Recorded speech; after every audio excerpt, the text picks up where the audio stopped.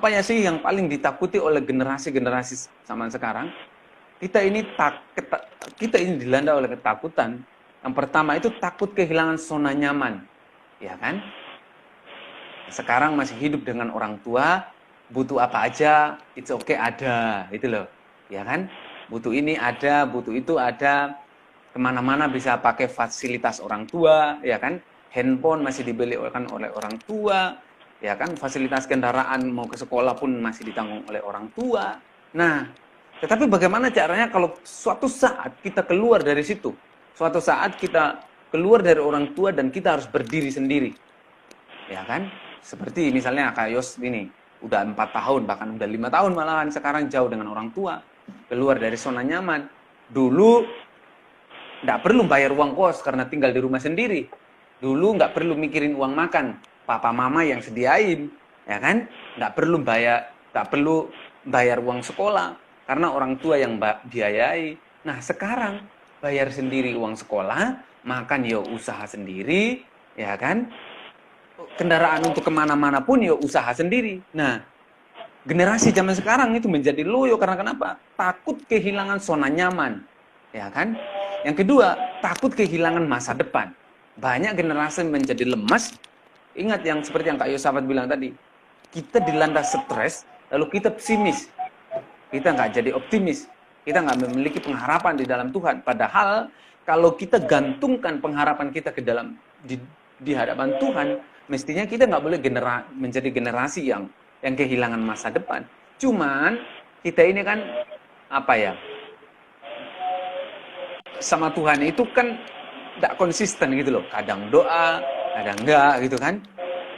Kadang baca firman, kadang enggak. Itu kan seperti orang yang Senin Kamis lah kalau ke sekolah kira-kira gitu. Makanya kita kenapa kita nggak punya hubungan yang baik dengan Tuhan? Ya karena itu pedot-pedot tadi itu putus-putus. Nah, seperti yang dialami oleh jaringan kita sekarang. Putus-putus. Nah, hubungan kita dengan Tuhan itu kalau putus-putus, nah akhirnya kita diintimidasi. Kita mengalami intimidasi. Ya kan? Akhirnya, walaupun kita sekarang ini lagi sekolah serius, studinya serius, bekerjanya serius, tetapi kita dilanda oleh, apa ya, kita diintimidasi oleh dunia, kita diintimidasi oleh iblis.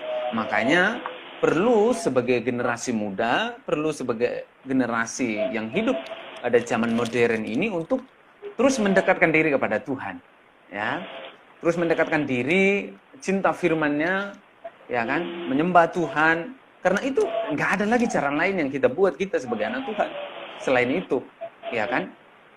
Nah, saya memberikan apa ya, beberapa ayat cara mengatasi loyo atau lemas, ya kan, yang kita alami saat ini. Yang pertama itu lawan rasa lemas dan malas supaya tidak menguasai hidup kita. Ya kita harus bisa lawan dong, ya kan. Kita kalau malas mestinya dilawan, karena malas itu situasi, malas itu apa ya, sesuatu yang bisa mempengaruhi kita. Dia punya kekuatan besar loh. Nah, kalau kita nggak mengambil keputusan untuk tidak join dengan malas, kita dikuasai. Daud bilang gini, jangan gundah gulana hai jiwaku. Itu artinya apa? Dia tidak mau galau. Daud itu nggak mau join dengan keadaannya, ya kan? Jiwanya itu gundah gulana, udah galau. Tetapi dia tidak mau join. Dia nggak mau apa ya? Nggak mau memanjakan jiwanya, tapi dia bilang, aku tetap memuji Tuhan karena pertolonganku datangnya dari Tuhan. Nah, yang pertama tadi apa? Lawan rasa lemas dan malas supaya tidak menguasai hidup kita. Kita harus berani melawan itu, ya kan? Karena itu sesuatu yang dari luar, bukan dari dalam diri kita. Sesuatu yang bisa mempengaruhi, bisa aja karena teman kita. Ya kita harus bisa membatasi dong. Kalau sampai ada teman kita yang mempengaruhi kita, akhirnya kita mestinya menjadi anak yang rajin ke sekolah. Akhirnya kita nggak jadi rajin karena kita dipengaruhi.